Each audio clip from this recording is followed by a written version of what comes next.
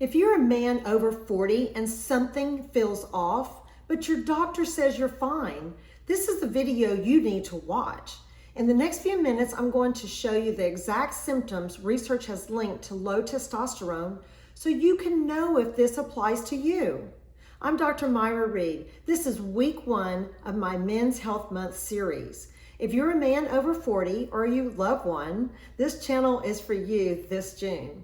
Because every week this month, I'm going to walk you through what's actually happening in your body and what to do about it. Let's start with the word andropause, because the word itself matters. Andropause is the term used to describe the gradual, age-related decline in testosterone that men experience starting somewhere around their 40s. Some endocrinologists push back on the word because unlike menopause, men don't have that single hormonal cliff. There's no 12-month marker, no defined day when it just happens. The clinical term is late onset hypogonadism. But whatever you call it, andropause, late onset hypogonadism, the underlying physiology is the same, and it centers around one hormone, testosterone, especially free testosterone. The form that actually is biologically active and tends to decline gradually with age. It doesn't announce itself, and that's the problem. Because if the shift is gradual, the symptoms are gradual too. You don't wake up one morning feeling different. You wake up one morning 5 years in, realizing something has been different for a long time. And here's what happens in most doctors' offices. You walk in, you describe what you're noticing, and the system runs one testosterone level. That number comes back inside the reference range, and the visit ends. You're told you're normal for your age. 2 problems with that. First, most reference ranges were built off of a mixed age population, including older men with low testosterone. So that low in normal is often low by definition. And then second, one blood draw doesn't capture free testosterone, sex hormone binding globulin, estradiol, or how these are actually all functioning together. One number out of context isn't data. It's a snapshot with no story. And here's the bigger problem, and this is the part most men and most doctors completely miss. It's not just that the lab number gets misread, it's that the symptoms that matter most are never asked about in the first place. There's a specific cluster of 3 symptoms that the peer-reviewed research has linked with the highest confidence to clinically low testosterone. And the research behind it isn't just fringe.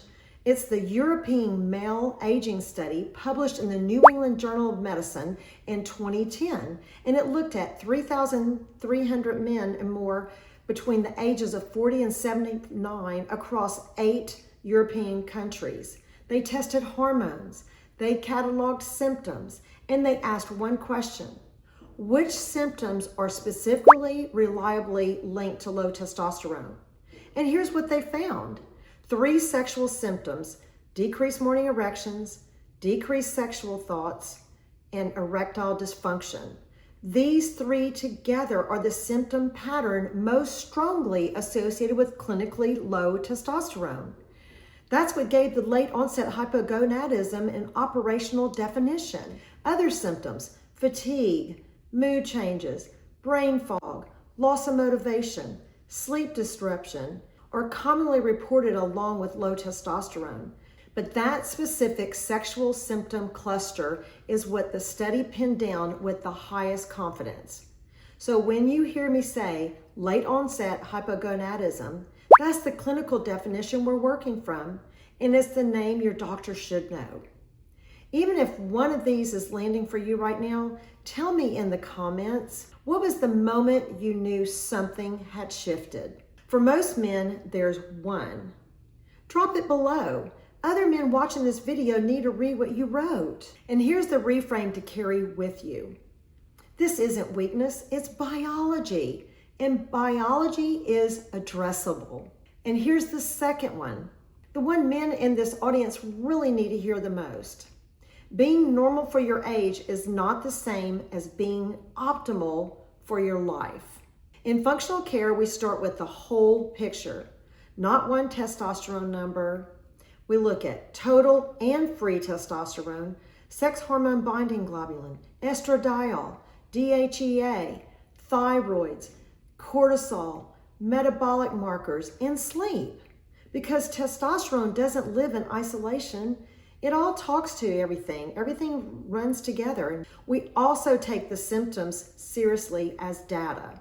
If your morning erections are gone, if your drive is gone, if your sleep isn't restoring you, that's not a complaint to dismiss. That's information. And we pair the labs with the symptoms before we draw any conclusions. And the professional guidelines actually agree with this approach. The 2018 Endocrine Society's clinical practice guideline recommends evaluating men who have symptoms of testosterone deficiency and confirming excessively low testosterone through repeated testing and delaying the optimal treatment. This takes too long. This is the standard of care in most medical practices. Symptoms plus confirmed suboptimal low levels. But here's the problem. Most men are getting neither of these anyway. So if you're a man over 40 and something has shifted, your energy, your drive, your sleep, your strength, your morning erections, motivation, I want you to hear this. You are not imagining it. Your body is signaling that something is changing, and that change is addressable. I've got a free men's hormone quiz on my website. The link is in the description below. It takes only a few minutes and is the first thing I'd hand any man who thinks something is off. It's the fastest way to know what to ask for at your next appointment. Next week, I'm taking on the biggest silent health crisis facing men over 40, and it's not what most people think. It's muscle loss, and what it does to your longevity will get your attention. Subscribe so you don't miss it. I'm walking you through this all month long. I'll see you next week. Smarter, stronger, longer.